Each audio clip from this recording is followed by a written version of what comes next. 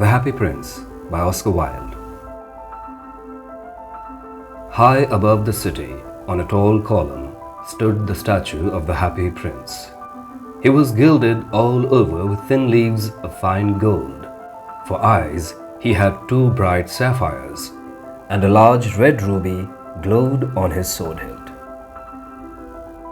He was very much admired indeed. "He's as beautiful as a weathercock," remarked one of the town councillors who wished to gain a reputation for having artistic tastes.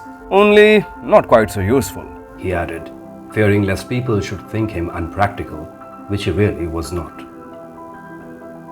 "Why can't you be like the Happy Prince?" asked the sensible mother of a little boy who was crying for the moon. "The Happy Prince never dreams of crying for anything." "I'm glad there is someone in the world who is quite happy," muttered a disappointed man as he gazed at the wonderful statue. "He looks just like an angel," said the charity children as they came out of the cathedral in their bright scarlet cloaks and their clean white pinafores. "How do you know?" said the mathematical master. "You have never seen one?" "Ah, but we have in our dreams," answered the children.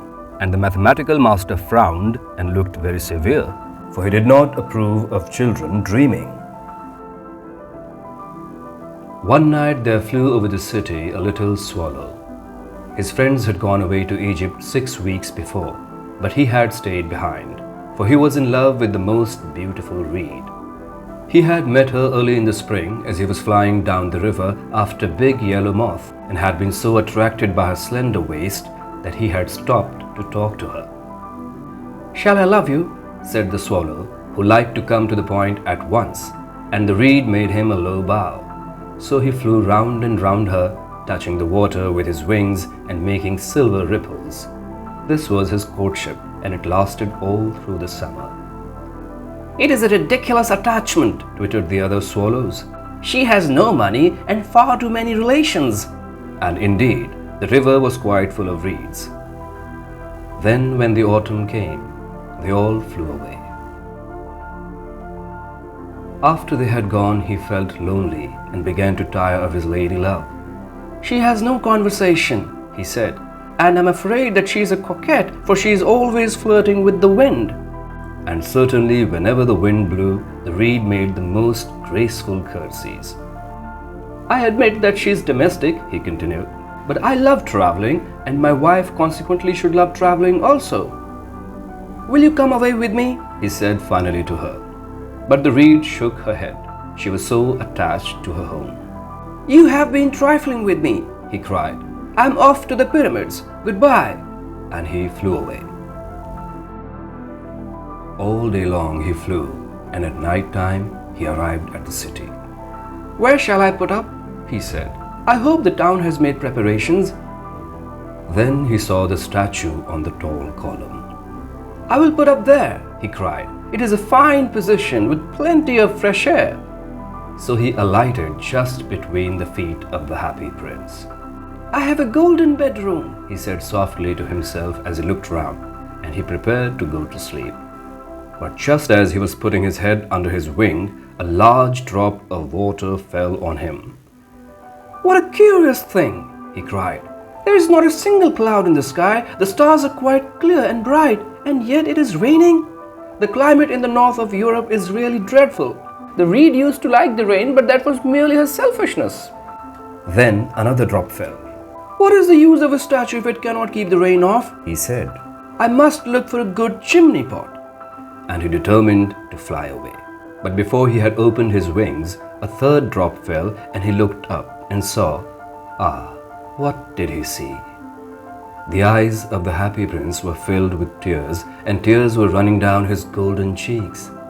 His face was so beautiful in the moonlight that the little swallow was filled with pity. "Who are you?" he said. "I am the Happy Prince." "Why are you weeping then?" asked the swallow. "You have quite drenched me." "When I was alive and had a human heart," answered the statue, "I did not know what tears were, for I lived in the palace of Sans Souci, where sorrow is not allowed to enter. In the daytime I played with my companions in the garden, and in the evening I led the dance in the great hall. Round the garden ran a very lofty wall, but I never cared to ask what lay beyond it.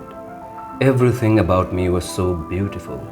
My courtiers called me the happy prince, and happy indeed I was, if pleasure be happiness. So I lived, and so I died.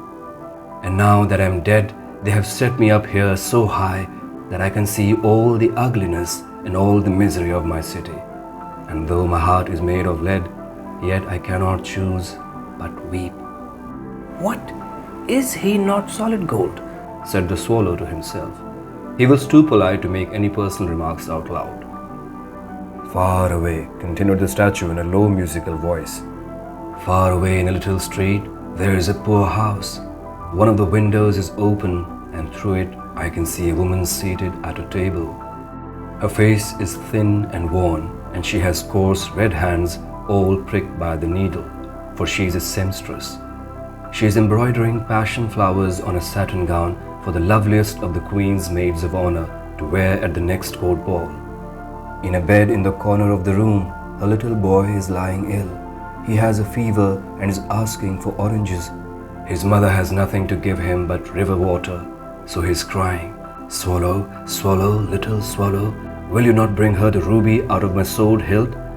My feet are fastened to this pedestal and I cannot move." I'm waited for in Egypt, said the swallow. My friends are flying up and down the Nile and talking to the large lotus flowers.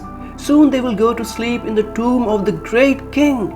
The king is there himself in his painted coffin. He is wrapped in yellow linen and embalmed with spices. Round his neck is a chain of pale green jade, and his hands are like withered leaves. Swallow, swallow, little swallow, said the prince.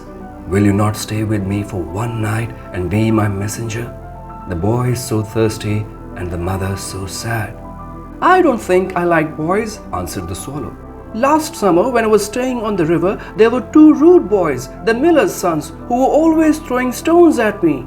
They never hit me, of course. We swallows fly far too well for that. And besides, I come of a family famous for its agility.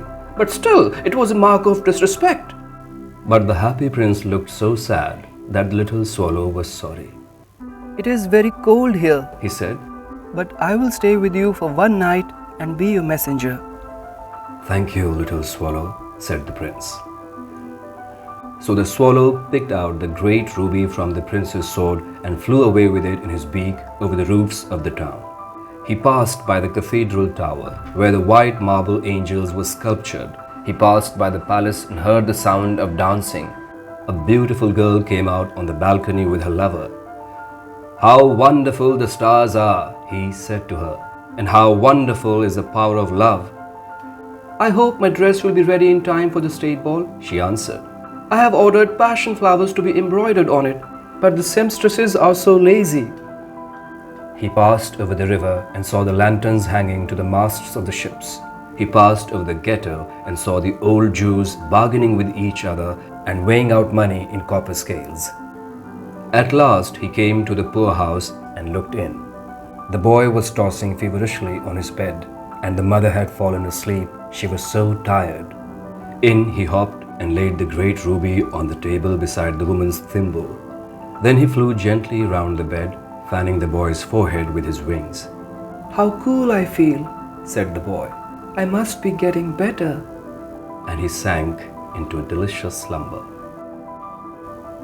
Then the swallow flew back to the happy prince and told him what he had done. It is curious, he remarked, but I feel quite warm now, although it is so cold. That is because you have done a good action, said the prince. And the little swallow began to think, and then he fell asleep. Thinking always made him sleepy. When day broke, he flew down to the river and had a bath. What a remarkable phenomenon, said the professor of ornithology as he was passing over the bridge. A swallow in winter? And he wrote a long letter about it to the local newspaper. Everyone quoted it. It was full of so many words that they could not understand. Tonight I go to Egypt, said the swallow, and he was in high spirits at the prospect. He visited all the public monuments and sat a long time on top of the church steeple. Wherever he went, the sparrows chirruped and said to each other, "What a distinguished stranger!" so he enjoyed himself very much. When the moon rose, he flew back to the happy prince. "Have you any commissions for Egypt?" he cried. "I'm just starting." "Swallow, swallow, little swallow," said the prince. "Will you not stay with me one night longer?" "I'm waited for in Egypt," answered the swallow. "Tomorrow my friends will fly up to the second cataract. The river horse couches there among the bulrushes, and on a great granite throne sits the god Memnon. All night long he watches the stars, and when the morning star shines, he utters one cry of joy, and then he is silent. At noon, the yellow lions come down to the water's edge to drink. They have eyes like green beryls, and their roar is louder than the roar of the cataract." "Swallow, swallow, little swallow," said the prince. "Far away across the city, I see a young man in a garret. He is leaning over a desk covered with papers, and in a tumbler by his side, there is a bunch of withered violets. His hair is brown and crisp, and his lips are red as a pomegranate, and he has large and dreamy eyes. He is trying to finish a play for the director of the theatre, but he is too cold to write any more. There is no fire in the grate, and hunger has made him faint." "I will wait with you one night longer," said the swallow, who really had a good heart. "Shall I take him another ruby?" "Alas, I have no ruby now," said the prince. "My eyes are all that I have left. They are made of rare sapphires, which were brought out of India 1,000 years ago. Pluck out one of them and take it to him. He will sell it to the jeweler and buy food and firewood and finish his play." "Dear prince," said the swallow, "I cannot do that." and he began to weep. "Swallow, swallow, little swallow," said the prince, "do as I command you." So the swallow plucked out the prince's eye and flew away to the student's garret. It was easy enough to get in, as there was a hole in the roof. Through this he darted and came into the room.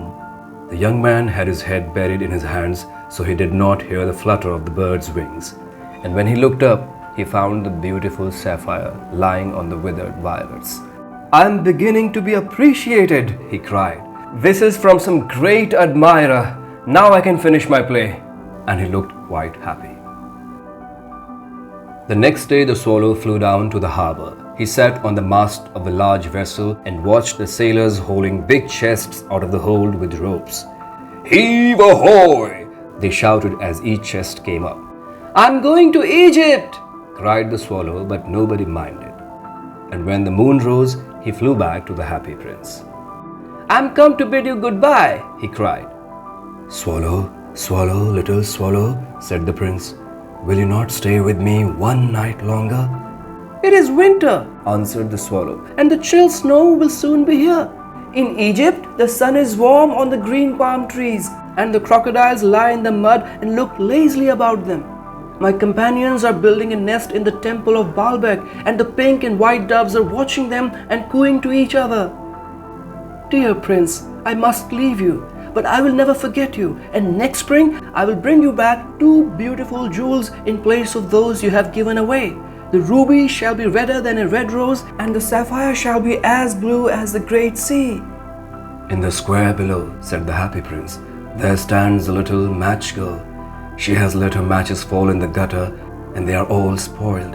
Her father will beat her if she does not bring home some money, and she is crying.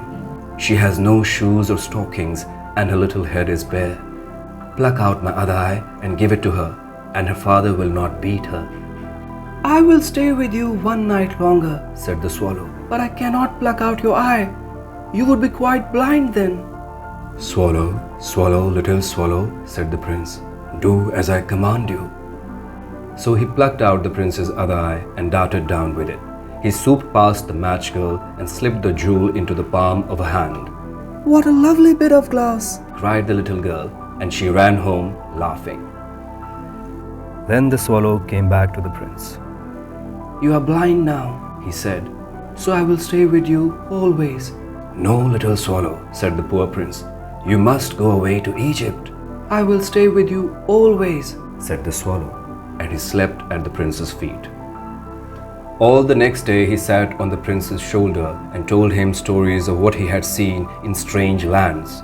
He told him of the red ibises who stand in long rows on the banks of the Nile and catch goldfish in their beaks, of the Sphinx who is as old as the world itself and lives in the desert and knows everything, of the merchants who walk slowly by the side of their camels and carry amber beads in their hands, of the king of the mountains of the moon who is as black as ebony and worships a large crystal, of the great green snake that sleeps in a palm tree and has 20 priests to feed it with honey cakes, and of the pygmies who sail over a big lake on large flat leaves and are always at war with the butterflies. "Dear little swallow," said the prince, "you tell me of marvelous things, but more marvelous than anything is the suffering of men and of women. There is no mystery so great as misery. Fly over my city, little swallow, and tell me what you see there." So the swallow flew over the great city and saw the rich making merry in their beautiful houses while the beggars were sitting at the gates. He flew into dark lanes and saw the white faces of starving children looking out listlessly at the black streets. Under the archway of a bridge, 2 little boys were lying in one another's arms to try and keep themselves warm. How hungry we are, they said.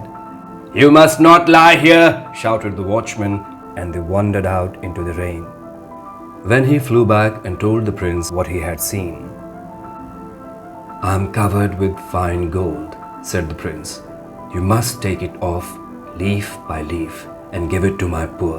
The living always think that gold can make them happy." Leaf after leaf of the fine gold the swallow picked off, till the happy prince looked quite dull and grey. Leaf after leaf of the fine gold he brought to the poor, and the children's faces grew rosier, and they laughed and played games in the street. "We have bread now," they cried. Then the snow came, and after the snow came the frost. The streets looked as if they were made of silver. They were so bright and glistening. Long icicles like crystal daggers hung down from the eaves of the houses. Everybody went about in furs, and the little boys wore scarlet caps and skated on the ice. The poor little swallow grew colder and colder. But he would not leave the prince. He loved him too well.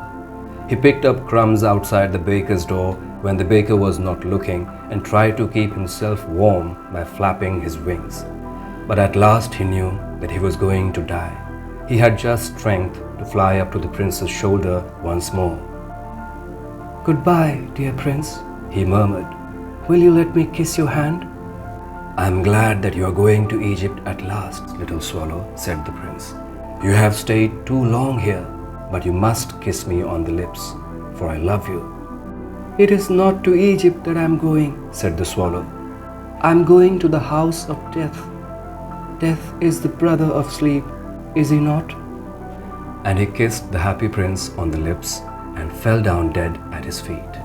At that moment, a curious crack sounded inside the statue as if something had broken. The fact is that the leaden heart had snapped right in two. It certainly was a dreadfully hard frost. Early the next morning, the mayor was walking in the square below in company with the town councillors. As they passed the column, he looked up at the statue. "Dear me, how shabby the happy prince looks," he said. "How shabby indeed," cried the town councillors, who always agreed with the mayor, and they went up to look at it.